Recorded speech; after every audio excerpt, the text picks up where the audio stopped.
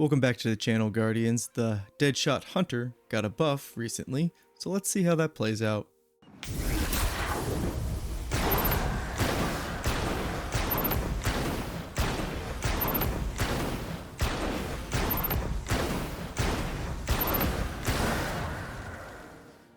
Oof, that's pretty good. I think we're going to have to make a build around that. Alright, so for the build, starting off, we are obviously taking the new Deadshot here. As you can see, this is a fantastic ad clear for a super now. For our abilities, we're taking Marksman Dodge. This got changed now where you will collect your ammo bricks whenever you use your dodge, and it'll also reload all your stowed weapons. So this is going to be a very weapon heavy build. When it comes to your jump, pick what you want. Same goes for your knife.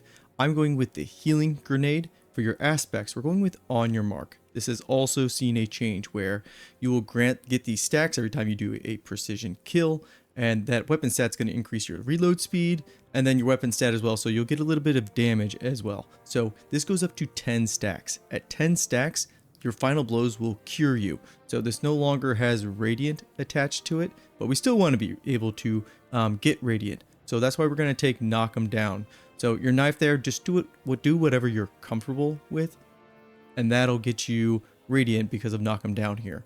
For our fragments, we're going with Ember of Imperium, we're going with Ember of Torches, we're going with Embers of Mercy, we're going with Ember of Solace, and we're going with Ember of Searing. It's a lot of embers. But essentially, we're making these choices because we want to be able to refill our knife whenever we get kills with it or hits with it, and that'll keep us radiant. And then these other ones are really just to synergize fire sprites and then the restoration effect.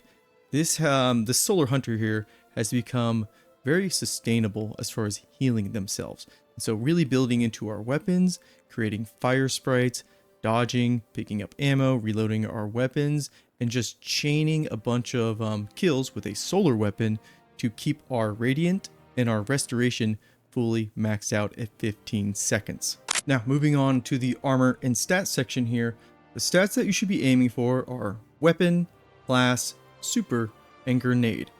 If you have anything that's left over, maybe put them into your weapon or your super because these get a nice damage bump.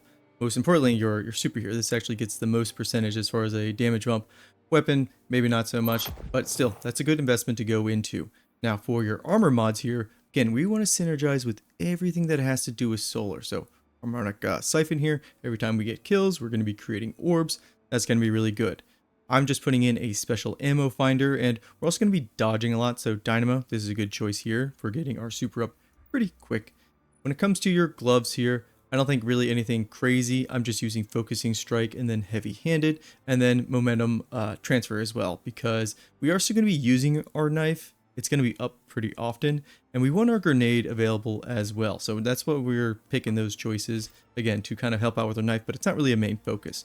Chest piece, always go with the resistances depending on your activity. Nothing major there. Now, for the exotic armor piece, I am going with Lucky Pants, but I'm also putting on a solar weapon mod here. And then when I'm creating orbs, I want Innervation and I want Insulation as well, getting back our class and then our grenade, again, as much as possible. We're picking Lucky Pants basically because of our weapons that we're going to be choosing. We'll talk about those in a second. For our cloak here, for our hunter's cloak, nothing crazy here. Reaper, we're going to be dodging a lot, kind of doing the hunter thing. Powerful attraction, so not only when we dodge, we're gathering up all those ammo bricks, we're also gathering up all those orbs of power as well. And then time dilation, mostly for our solar surge there that we have for our weapons. Let's talk about those weapons. We're going with Crimson because of Lucky Pants here. Crimson does the most damage when it comes to a hand cannon in that Lucky Pants combination, but also a 180 like Malfeasance here. This is really strong. This is really good. So if you don't have Crimson for whatever reason, good choice there. And if you want to use a another exotic, say something like the new Wolfsbane, this is pretty good and it's solar, so technically it works with this build. But you still want to play into Lucky Pants, guys. The 7th Seraph Officer Revolver, I love this gun. I could never dismantle this weapon. I think it's just because the aesthetics here, but also plays into Lucky Pants because I have a reconstruction purple weapon. So if you have a 180 and you have the 7 Seraph, oof, I'm just never going to get rid of this gun. I just love the way it looks so much. But with this setup here, as far as our exotic being Crimson, our secondary or special weapon slot here, return memory, really good sidearm here, healing clip, incandescent, a lot of solar damage going out, going to keep our restoration up, going to keep us radiant. On top of that, a little more health with heal clip here, on top of the curing that we're already doing to ourselves, a lot of synergy. But agave here, agave, I'm not sure which one of these this is, but this is also a fantastic hand cannon to pair with Lucky Pants. I have a Wee Why Wounds, and I also have Precision Instrument. Vorpal, also really good with this weapon. And then for my heavy slot, I'm going with Unwavering Duty. You get this from Trials. This is honestly the only reason I went into Trials. And then when they eventually bring back targeted loot from Trials, this machine gun comes up, go and get it. It's fantastic.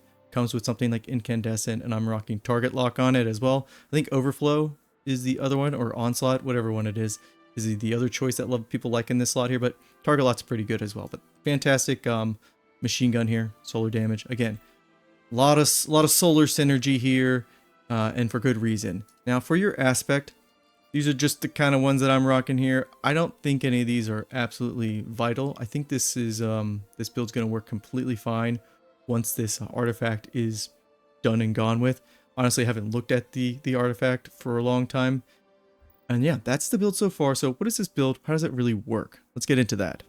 Well, thankfully, this build is really easy to use. Because of the changes to on your mark, hitting those stacks is going to be really simple, because all you need to do is get a precision hit or use your dodge, which we're going to be doing all the time to reload our weapons and pick up ammo bricks, and we're going to be at 10 stacks in no time. Every final blow at 10 stacks is going to cure us. It's going to pair beautifully with our restoration grenade. The only other thing we need to do is hit something with our knife to become radiant.